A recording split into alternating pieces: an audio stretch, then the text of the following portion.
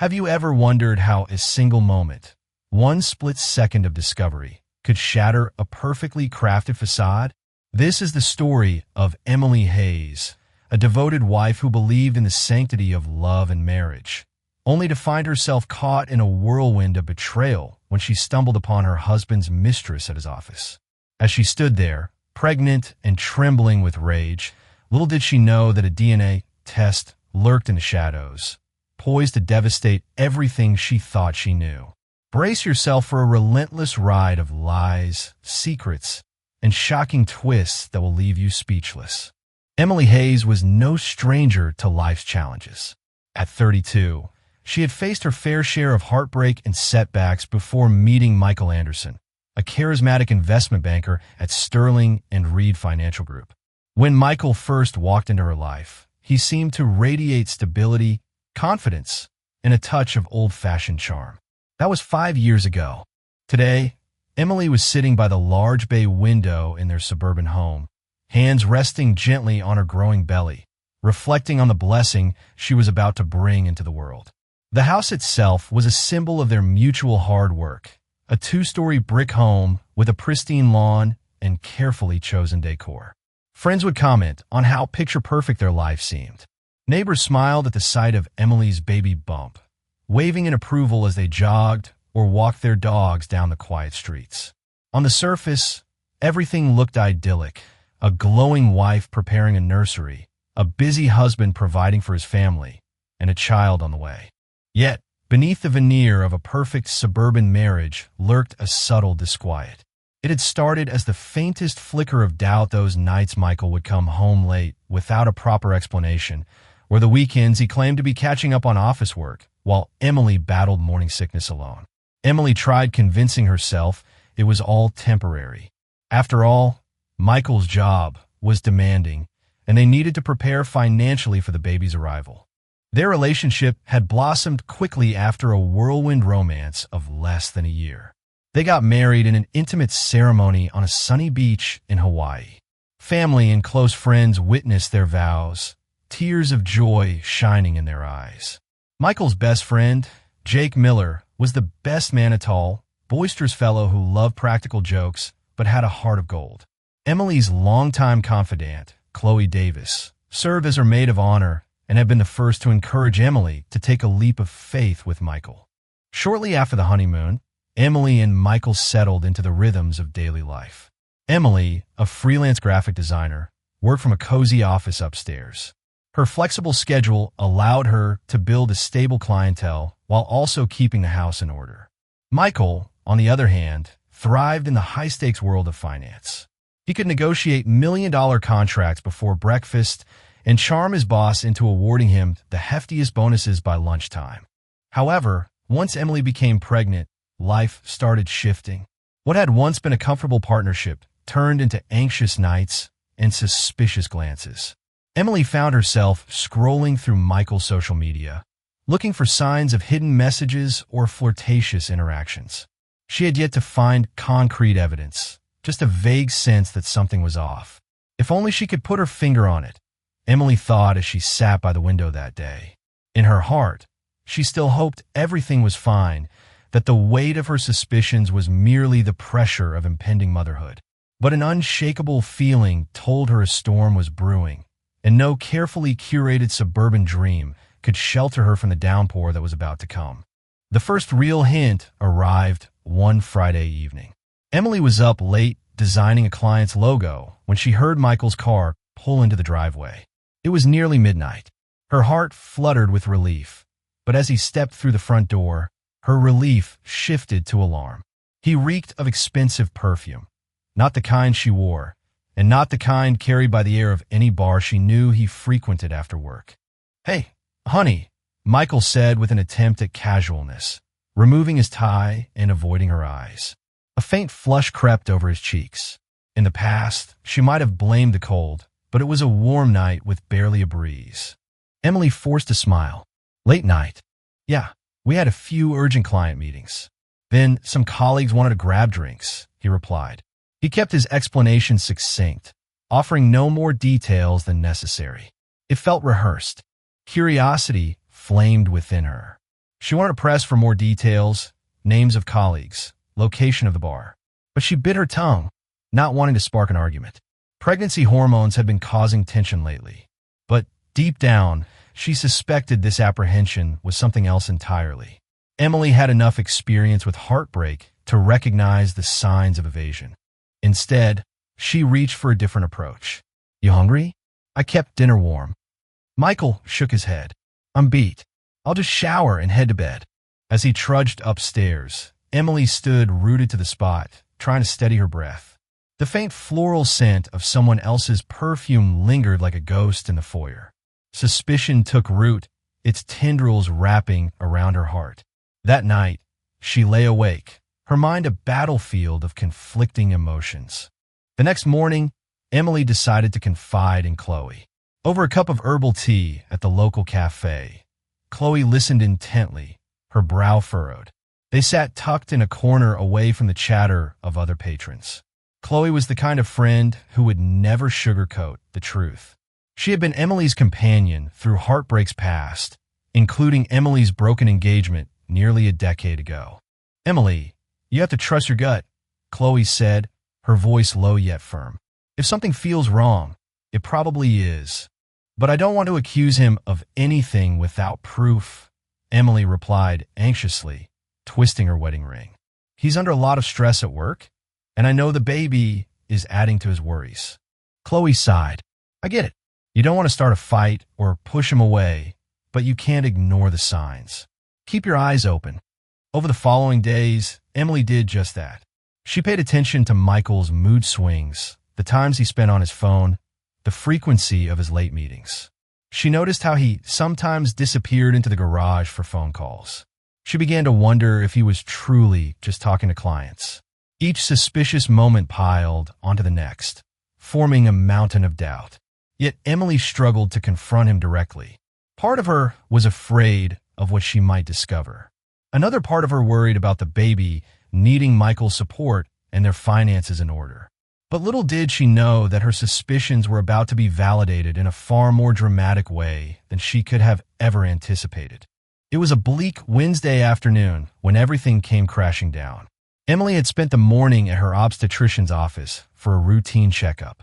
The doctor, Dr. Evelyn Reed, had assured her the pregnancy was progressing normally, and Emily felt a wave of relief. She thought about surprising Michael at his office with lunch and news of the baby's healthy progress. After all, maybe Chloe was right. Maybe they just needed a little reconnection, something spontaneous to remind them of the love that existed before suspicion took hold. Clutching a paper bag with Michael's favorite tuna salad sandwich, Emily drove into the city and arrived at Sterling and Reed. She walked through the gleaming lobby, giving the receptionist a polite smile. The smell of polished floors and expensive cologne filled the air. Emily made her way to Michael's floor, a sense of anticipation coursing through her. She pictured the delight on his face when she handed him the lunch, imagining he'd embrace her, declare how thoughtful she was, and maybe they'd talk about baby names. But as the elevator doors opened, Emily's heart plunged into her stomach. Standing by Michael's office door was a stunning brunette in a tight pencil skirt and a silky blouse, giggling as Michael gently brushed a strand of her hair off her face. They were so engrossed in each other that they didn't immediately notice Emily's arrival. Emily froze, the blood draining from her face, her fingers gripping the paper bag like a lifeline. When Michael finally spotted her, he stiffened. The brunette's face twitched with surprise, and a subtle panic flickered in her eyes.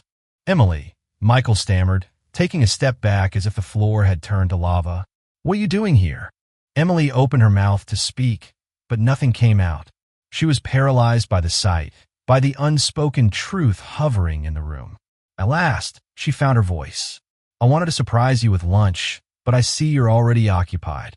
The woman's nameplate on her desk read Olivia Parker, and Emily recalled Chloe mentioning a new hire in Michael's department.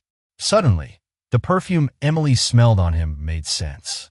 Her cheeks burned at the realization that it was this woman's perfume she detected on Michael's suit.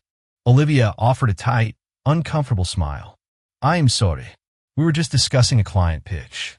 Michael nodded vigorously, attempting to play along. Yes, just work stuff. Emily's eyes flicked between the two. The tension in the air was thick enough to choke on. Right, Emily said softly, her voice trembling. Her gaze dropped to the lunch bag in her hand, which now felt like the cruelest joke.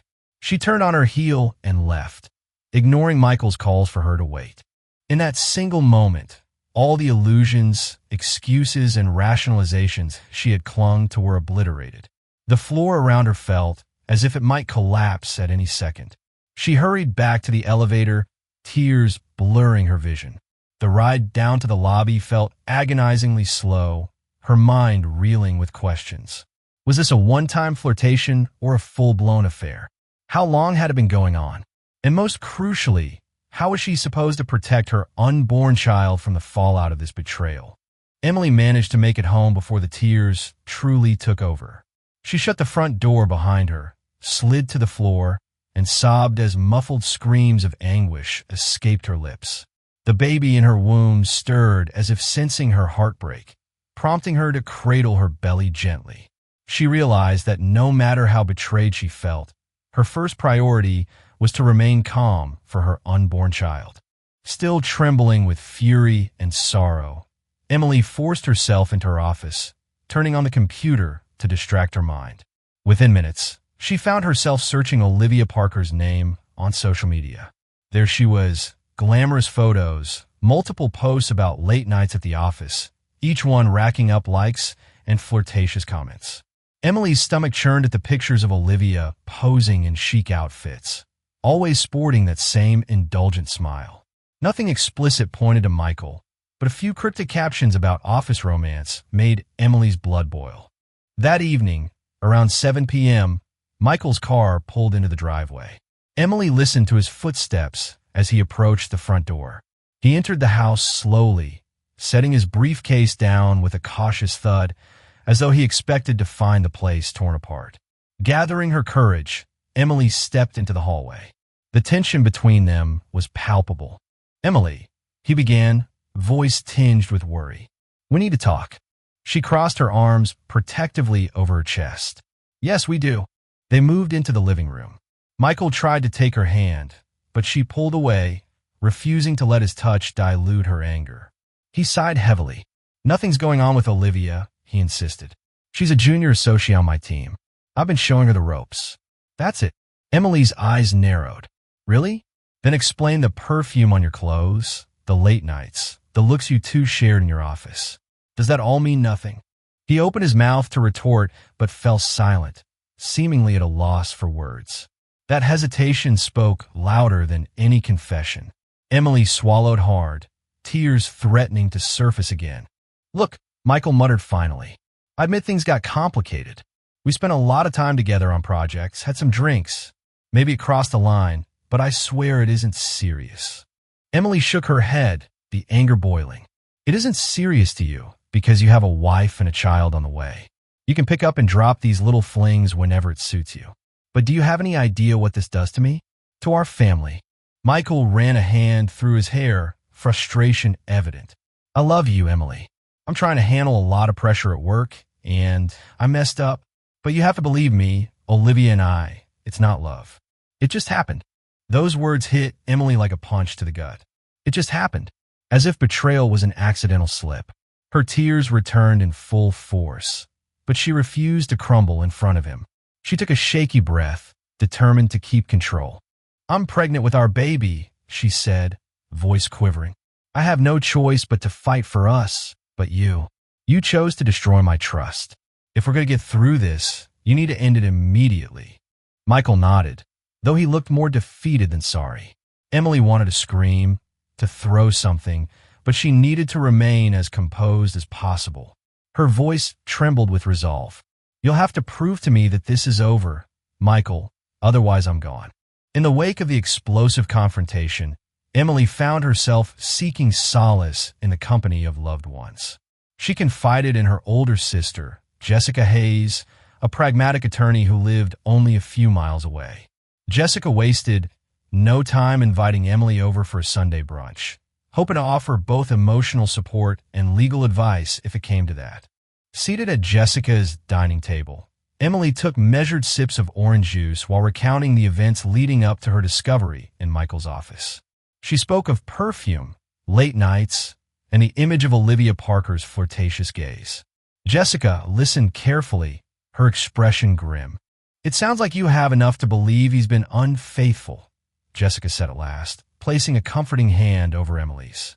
"But the question is, do you still want to fight for this marriage?" Emily's eyes brimmed with tears. "I don't know. I keep thinking about the baby. Growing up with divorced parents isn't easy, but I also can't keep living with this weight on my heart." Jessica nodded. "If you decide to separate, you should be prepared financially and emotionally. But if you choose to stay, he has to work for it. He must cut ties with that woman immediately." Later that same day, Chloe dropped by Emily's house, bearing homemade lasagna and unwavering moral support. Chloe was incensed by Michael's behavior. "How dare he put you through this, especially when you're pregnant?" she fumed.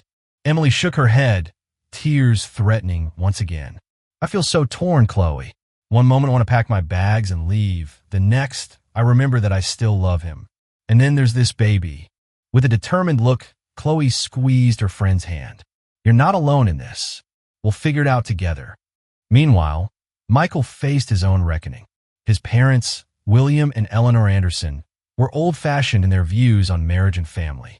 They had always adored Emily for her kindness and believed that once a man pledged his vows, he was to honor them. When Eleanor learned of the situation through Jessica's concerned phone call, she immediately summoned Michael to their cozy lakeside home. Sitting in the living room, Michael tried to defend himself, but his mother's reproachful stare cut him short. Eleanor spoke quietly. "Michael, how could you do this to Emily? She's pregnant with your child. Have you forgotten your responsibilities?" William, a retired school principal, removed his glasses and fixed his son with a stern gaze. "We thought we raised you better. Marriage isn't just about the good times. It's about commitment, especially during hardships." Michael sighed. "I know. I messed up, and I regret it, but Emily and I haven't been close for months. She's so consumed with the pregnancy, and I felt alone." Eleanor bristled. "That's no excuse. You have to fix this. If Olivia is truly out of your life, you must prove it. Otherwise, you'll lose Emily and our grandchild before they even have a chance to know you." His parents' disapproval hit Michael hard. That night, as he drove back to the house he shared with Emily, he felt the full weight of the mess he had created. Regret gnawed at him, but so did a lingering question. Was his connection to Olivia really something he could just bury? Behind the polished facade of Olivia Parker's ambition lay a tangled mix of emotions. Although she'd carefully curated her online persona, her personal life was far from picture perfect. She had grown up in a small town in Wisconsin, watching her father abandon her mother when she was only 10. Olivia vowed to build a life of independence and success so she would never have to rely on anyone who might walk away. When she moved to the city to work at Sterling and Reed, she was determined to climb the corporate ladder. She worked relentlessly, volunteered for demanding projects, and never hesitated to do whatever it took to stand out. In Michael Anderson, she found a mentor who recognized her potential. Their professional rapport initially flourished. Late-night brainstorming sessions, conference calls with high-profile clients, celebratory drinks after sealing a deal. Over time, the line between mentorship and personal involvement blurred. Olivia was drawn to Michael's confidence, his laughter, the way he could make her feel seen in a sea of colleagues. She knew he was married, but at first, she told herself it was harmless, just a little flirtation. Gradually, she sought him out more frequently, confiding in him about her dreams and insecurities. Michael, feeling the pressures at home and work, lapped up the attention. Soon, stolen glances became lingering touches, and the occasional after-work drink turned into an intimate rendezvous. Yet Olivia was no wide-eyed innocent. She understood she was meddling in another woman's marriage, but rationalized it with her own heartbreak. "I'm not the reason their relationship is failing. It must have already been broken." Deep down, she realized she was repeating the cycle she'd witnessed as a child. Someone bridging the gap left by a troubled marriage. But she believed she deserved a chance at happiness, even if it meant stepping over invisible lines. That Wednesday afternoon, when Emily showed up unannounced at the office, Olivia felt her world tilt dangerously. Michael's wife was younger and prettier than she'd expected. Her eyes filled not just with anger, but also with raw pain. Olivia had stood there, her heart pounding as Michael raced after his wife. She knew the fantasy bubble had burst. In the days that followed, Olivia waited for Michael to reach out, to offer comfort or reassurance. But he distanced himself, returning her calls only to discuss urgent office matters. His manner was cold, efficient, and painfully detached. A part of Olivia raged at the injustice. How dare he cut me off when he was an equal participant in this affair? Another part of her felt the sharp pangs of guilt. She imagined Emily's tear-streaked face and the child growing inside her. One evening, Olivia found herself alone in her upscale apartment, a glass of wine in hand. She scrolled through countless photos, rereading messages that once felt exciting. Now they stung with regret. She contemplated resigning from Sterling and Reed, but her pride and ambition loomed. Why should she sacrifice her hard-earned position? Thus, a storm brewed within Olivia, a Parkera conflict between her desire for professional success, her lingering feelings for Michael, and her conscience nagging her about the pregnant woman she had wronged. Little did she know the next developments would force her to confront the consequences of her actions in ways she never anticipated. Michael Anderson found himself in a whirlpool of emotions. Each morning he woke up beside Emily, feeling the tension coil around them like an invisible rope, tightening with every passing day. Her eyes, once filled with warmth and devotion, now bore a guarded gaze that reminded him of his betrayal. He tried to be attentive, waking early to brew her decaffeinated tea, offering to drive her to doctor's appointments. But the unspoken accusation hung in the air. Work offered little respite. The once invigorating environment of Sterling and Reed felt suffocating. Colleagues whispered about trouble in his personal life, and he couldn't escape Olivia's presence. She still excelled at her job, commanding attention and respect from clients. When their paths crossed, an awkward silence replaced the friendly banter they once shared. He'd murmur a quick hello, avoid her eyes, and bury himself in spreadsheets or phone calls. Yet he was haunted by memories of her laughter and the closeness they'd shared. Michael's best friend, Jake Miller, tried to intervene. Jake, who had known Michael since college, invited him out for a beer in hopes of getting him to open up. They ended up at the local Tap, a dimly lit bar where the echo of clinking glasses and murmured conversations created a familiar backdrop. After a swig of beer, Jake leaned forward, concern etched on his face. "Mike, what's going on? You're a mess. Talk to me."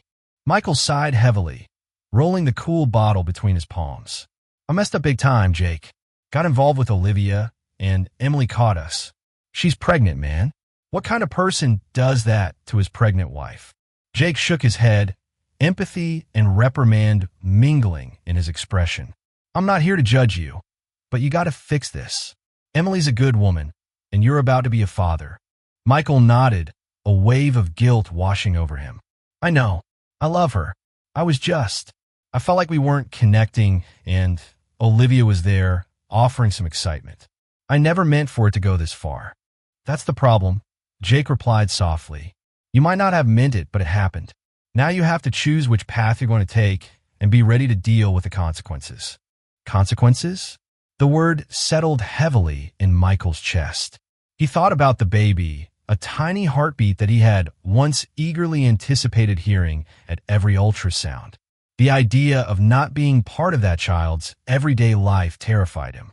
He imagined empty cribs and lonely nights in a half-furnished apartment if Emily kicked him out. The vision stabbed at his heart.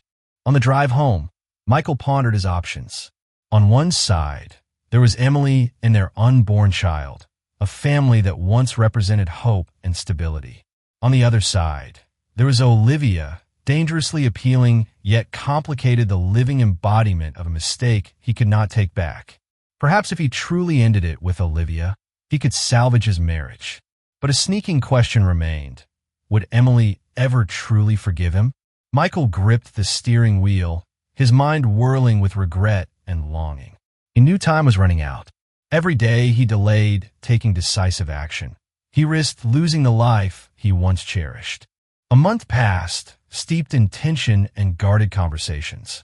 Emily's suspicions simmered despite Michael's half-hearted attempts to show he was done with Olivia.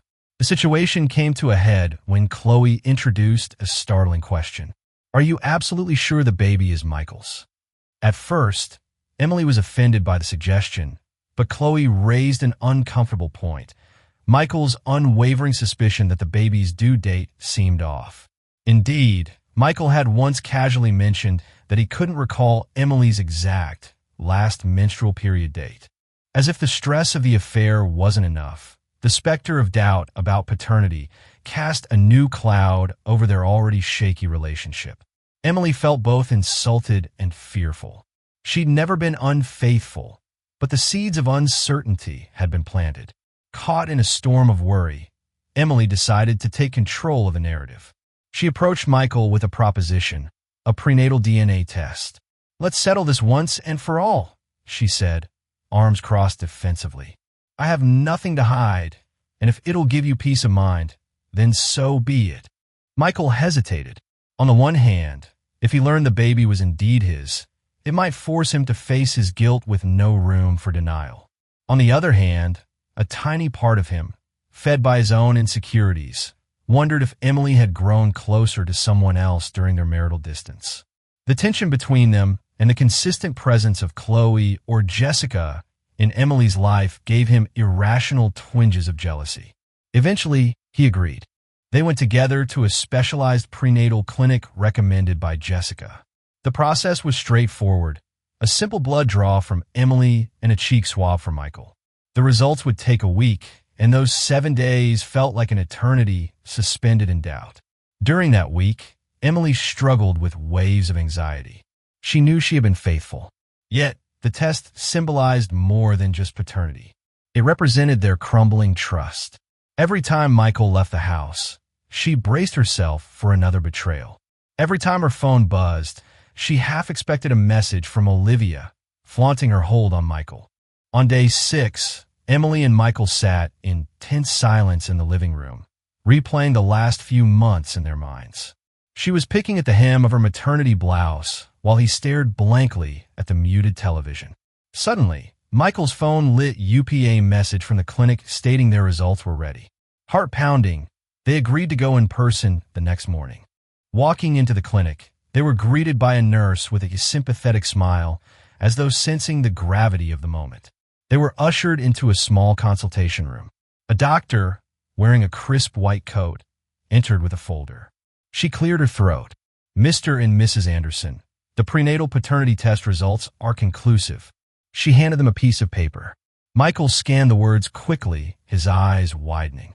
He handed the paper to Emily, who read it in equal shock. The test declared Michael was not the biological father. In that moment, time seemed to stop. Emily gaped at the words, rereading them, the breath knocked out of her. She felt as if the floor gave way beneath her feet. Michael stared, disbelieving. Every ounce of suspicion he'd harbored suddenly flared, while Emily felt a surge of protest in her heart. This can't be right. This is impossible. Emily left the clinic in a daze, tears streaming down her cheeks. Michael marched beside her, his face a mixture of triumph and pain, as though he'd been both vindicated and mortally wounded. The drive home was excruciating. Neither spoke, the silence broken only by the hum of the engine. As soon as they stepped into the house, the accusations flew. "What the hell, Emily?" Michael roared, slamming the front door shut. "You said you had nothing to hide." Emily, reeling, fought to steady her voice. "I don't know how this happened. I swear, I've never. I wasn't with anyone else." "Don't lie," he snapped, tears brimming in his own eyes. "The test is conclusive." "Conclusive?" she gasped, feeling the walls of her world crumble. Was the test faulty? Could there have been a mix-up at the lab? She struggled to articulate her confusion, but Michael's rage was relentless. "I stood by you," he snarled. "I tried to fix this marriage, even after my mistake. And now I find out you betrayed me." Emily trembled, pressing her hands over her ears as if to block the harrowing words. Michael, please. I didn't cheat on you. I can't explain the result, but I'm innocent. Michael gave a hollow laugh. Innocent? You're telling me the lab made a mistake. That's far-fetched, Emily. Overwhelmed and desperate, Emily grabbed her phone and called Jessica, barely able to articulate the horror of the situation. Within minutes, Jessica arrived and tried to mediate. Michael showed her the test results, his hands shaking. It's legally binding, Jessica. The doctor said it's as accurate as it gets. So, either my sister-in-law is lying, or there was a lab error. Jessica studied the document, her eyes narrow. We need a second opinion. This result is too bizarre. Emily swears she's been faithful.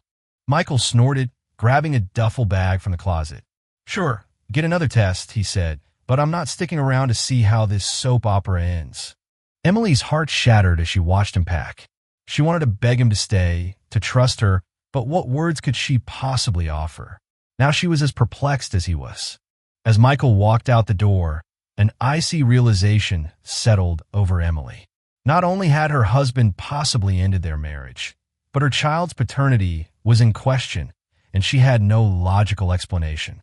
She sank to the floor, Jessica rushing to her side. Jessica held her, stroking her hair. We'll sort this out. We'll get an independent lab to verify, but for now, you need a rest. That night, Emily cried herself to sleep, unable to shake the sense of betrayal from both sides. Her husband's affair with Olivia, and his refusal to believe in her fidelity. Meanwhile, Michael took refuge at Jake Miller's place, wrestling with questions he never thought he'd face. Who was the father of Emily's child if not him? And could there be any truth to her pleas of innocence? A week later, Emily arranged for a second DNA test through a reputable lab recommended by Chloe's cousin, a nurse practitioner. The results wouldn't be back for another 10 days, leaving her in agonizing suspense. Her emotions swung between despair and determination. Each kick from a baby felt like a reminder of the child she loved unconditionally, even if the entire world doubted her story. Michael, still living at Jake Miller's apartment, found himself torn. He tried to immerse himself in work, but the tension with Olivia in the office escalated. She cornered him in the break room one afternoon, eyes filled with curiosity and concern. I heard rumors about a paternity test, she said, setting down her coffee mug, and that you moved out. Michael exhaled heavily. It's complicated, Olivia. Olivia studied him for a moment, her brow furrowed. Look, I'm not here to guilt you, but if you need someone to talk to, I'm willing. He gave her a tired look, recalling how her presence had once offered an escape. Now it just reminded him of everything unraveling in his life. Thanks, but I'm fine, he said, turning to leave.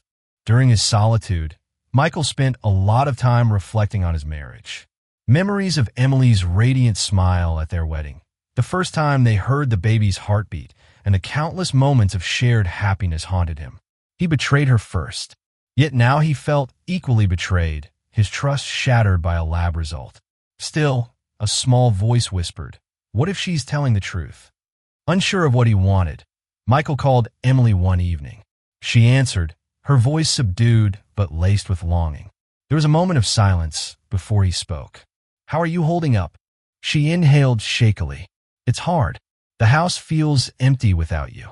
His chest tightened. "Look, I'm still angry and confused, but I'm open to talking. Maybe we can meet for coffee." Emily agreed, her heart cautiously hopeful.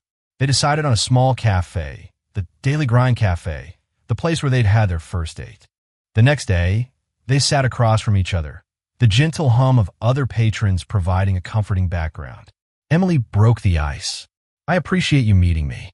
I know things look bad, but I promise I've been faithful. I'm just as baffled by the test result." Michael stared into his coffee. "I don't understand, Emily. If the test says I'm not the father, how can it be wrong? But a part of me wants to believe you." She reached out and placed a trembling hand over his. "I'll do as many tests as it takes to prove it. I love you. I never stopped loving you. Even after everything." His eyes glistened with emotion. "I'm sorry for what I did with Olivia. But this baby, if it's not mine, how do we move forward?" Emily's voice quavered with desperation. I don't have the answers yet, but can we at least try to keep communication open until the second results come in? With a heavy sigh, Michael nodded. Yes, but let's be honest. If the second test confirms the same thing, I don't know if I can stay. Their attempts at reconciliation were fragile, built on the faint hope that science had made a mistake. Yet lurking behind their forced smiles was the ominous question, what if it wasn't a mistake at all? The day the second DNA test results were scheduled to arrive, Emily was a bundle of nerves. She barely slept the night before, pacing her bedroom, replaying every intimate moment with Michael in her head. There was no one else. She was certain of it. But how to prove what seemed scientifically impossible? Jessica accompanied her to the lab, the same official building with sterile white walls and fluorescent lights that buzzed overhead. A technician handed Emily an envelope. She trembled as she opened it, Jessica's grip on her shoulder tightening in solidarity. Emily's breath caught in her throat. The second test yielded the same verdict. Michael was not the father. The paper shook in her hands as she mutely handed it to Jessica. The disbelief on Jessica's face mirrored Emily's own. This doesn't make sense, Jessica mumbled. You've never been with anyone else, right? No, never, Emily whispered, tears welling up. She felt trapped in a nightmare that defied reason. They returned to the car, where Emily broke down in sobs. Jessica tried to console her. We need to get a lawyer involved. Maybe they made a mistake, or the lab is confusing the samples. Emily's tear-stained face contorted with anguish. 2 labs, 2 identical results. How is that even possible? Unless, her voice trailed off. Unless what? Jessica pressed. Emily's mind raced. Could she have had a rare medical phenomenon like chimerism, where her own DNA conflicted with the baby's? She'd once read an article about it, but that was exceedingly rare, almost unheard of. Still, she clung to that faint possibility like a lifeline. Jessica, ever the pragmatic attorney, insisted on a meeting with a genetic counselor to explore any medical explanations. In the meantime, Emily had to break the news to Michael. She dreaded the conversation, fearing it might be the final nail in the coffin of their marriage. That evening, Emily found Michael waiting for her on the front porch when she got home, having sensed the results would arrive. One glance at her tear-streaked face, and he knew. She handed him the envelope, and a fresh wave of anger mixed with heartbreak contorted his features. I can't believe this, he muttered, scanning the paper. 2 tests, the same result. You lied to me, Emily. All this time, playing the victim when you're the one. He stopped himself, as though speaking further might break him completely. She grabbed his arm, her own tears flowing. Michael, I swear I didn't cheat on you. I don't know what's happening, but I'm going to find out. Please, just give me time. He jerked away, eyes blazing. Time for what? To concoct another story? I tried to reconcile. I tried to believe you. But facts are facts. She sank to her knees, sobbing in the twilight glow that bathed the porch. I'm telling the truth, she whispered desperately. For a moment, Michael hesitated, torn between compassion and betrayal. Finally, he let out a strangled sigh. I am sorry, Emily. I can't do this anymore. He walked away, leaving Emily crouched on the wooden boards, her heart cracking open. Her only consolation, the faint flutter of the baby in her womb. Little did either of them know, the biggest twist was yet to come. The rain had started just before dawn, light at first, then heavier, soaking the city in gray melancholy. Emily sat by the window, cradling her swollen belly, staring out at the wet streets that reflected a world just as muddled as her thoughts. A week had passed since the second paternity test had crushed her with the same unbearable result. Michael is not the father. But how could that be? She hadn't been with anyone else. Not emotionally, not physically. The accusation alone had been an earthquake. The confirmation, a landslide. Each day she had carried the weight of disbelief like a second pregnancy inside her. Her appetite had all but vanished. Her smiles were hollow, offered only to reassure Chloe and Jessica that she was okay. But she wasn't. She was barely holding herself together. It was Chloe who pushed her to keep asking questions. If you're certain, then the science is wrong. And science doesn't like to be wrong. Find a flaw. That simple statement lit something inside Emily, a flicker of stubborn fire. She wasn't ready to give up on her truth. So, on a foggy Wednesday morning, she booked an appointment with Dr. Eleanor Vance, a respected genetic counselor with decades of experience. Chloe insisted on going with her. You're not walking into that room alone. Not after everything you've survived. At the medical complex, Emily clutched her file of lab reports. Her heart pounded so loud it drowned out the sterile hum of the clinic. The waiting room was unremarkable. Beige chairs, motivational posters about family health, a faint scent of antiseptic. But to Emily, it felt like a courtroom, a place where maybe the truth would finally be heard. When they were called in, Dr. Vance greeted them with calm eyes and a firm handshake. She was in her early 50s, with graying curls tucked into a bun, and a demeanor that inspired both authority and compassion. Emily launched into her story. 2 paternity tests, both negative. A marriage on the brink. A man who had cheated, but who also believed she had too. And a child growing inside her, now clouded by a question mark that no mother should have to endure. Dr. Vance listened without interrupting.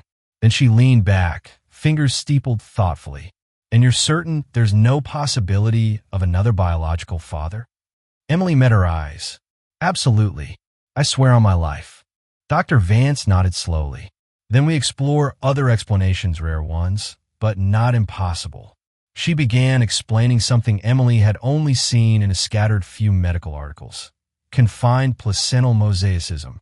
In rare cases, Dr. Vance said, turning a notepad toward them, the placenta, the tissue we use for many prenatal tests, contains a different set of DNA than the actual fetus. So, a test done on maternal blood or placental DNA can misidentify paternity. It's not the norm, but it's been documented. Emily's breath caught.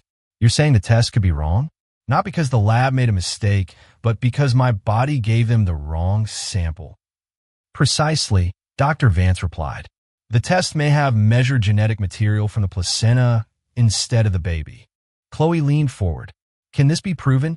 With further testing, yes.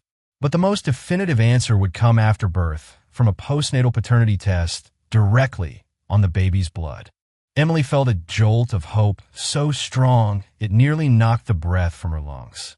Finally, something that made sense, something she could fight with. She clutched her belly, her baby kicking softly against her hand, as if he too understood that a truth long buried was beginning to surface. The rest of the appointment blurred into instructions. What labs to visit, what tests to order, which specialists to loop in. But the final word from Dr. Vance echoed loudest. You are not crazy, and you are not alone in this. The next morning, with medical documents in hand and her heart pounding harder than ever, Emily drafted a long message to Michael.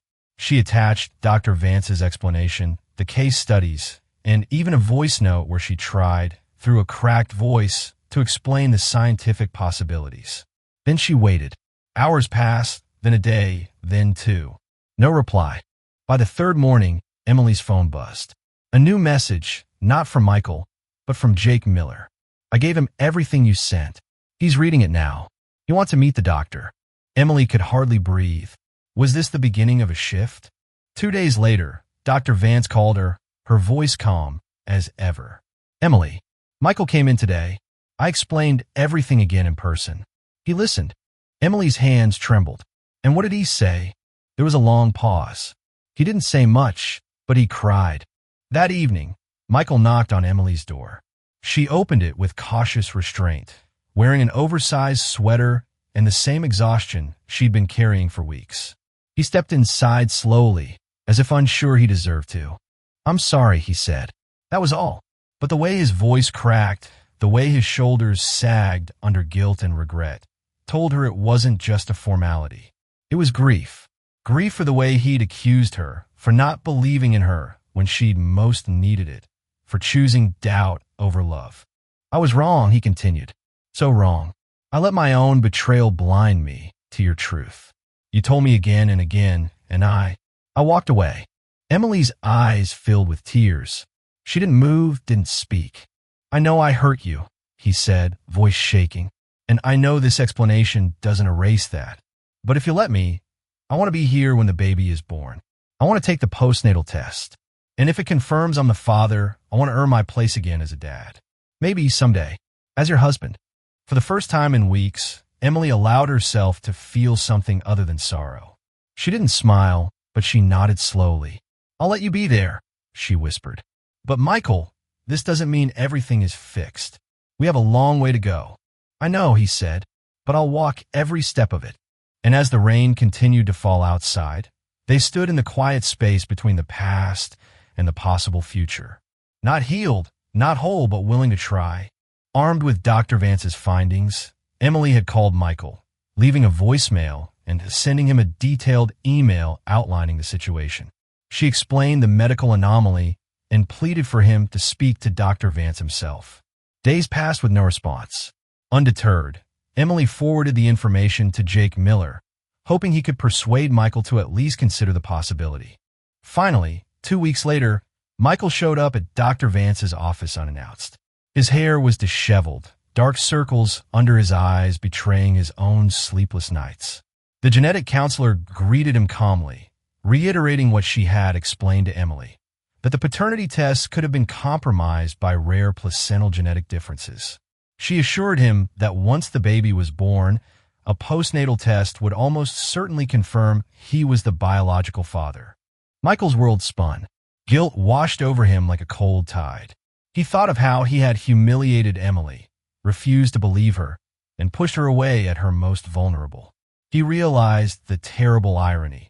He had betrayed Emily, yet he'd accused her of the ultimate betrayal, compounding her pain. That evening, Michael drove to the house they once shared.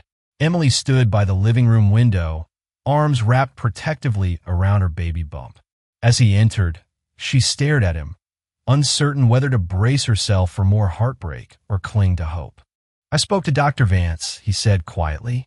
She explained everything. Emily's eyes welled with tears, but she fought to keep her voice steady. So, you believe me now? He nodded, anguished. I'm so sorry for everything, the doubts, the accusations. I don't know, angry, confused, and all along I was the one who actually wronged you. She closed her eyes, tears slipping down her cheeks. You broke my trust, Michael. You and Olivia. And then you left when I needed you most. He moved closer, hesitantly taking her hand. I know, I don't expect this to be fixed overnight, but if there's any chance of rebuilding, of starting fresh for the sake of our baby, I'm begging for it. Emily studied the desperation in his eyes. She thought of the endless nights she'd cried alone, the heartbreak she endured while pregnant. Could she forgive him? Could they rebuild their lives on the ashes of betrayal? I need time, she whispered. I need you to show me you've really changed. Michael nodded, tears in his own eyes. I will, whatever it takes.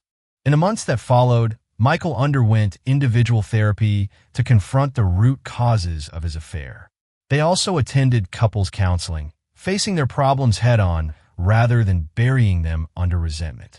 Olivia Parker requested a transfer to another branch of Sterling and Reed, seeking a fresh start. Her departure cleared some of the tension at Michael's workplace, though the guilt would linger for both of them. Finally, the baby Ayurveda, beautiful, healthy boy they named Ethan. The moment Michael held his son for the first time, tears of joy and regret mingled on his face. A postnatal paternity test confirmed beyond any doubt that Ethan was indeed Michael's child. It was a bittersweet vindication for Emily. They weren't magically healed. Rebuilding trust was a gradual, painstaking process. Late-night arguments still flared, old wounds still ached, but a mutual determination to move forward for the sake of Ethan guided them.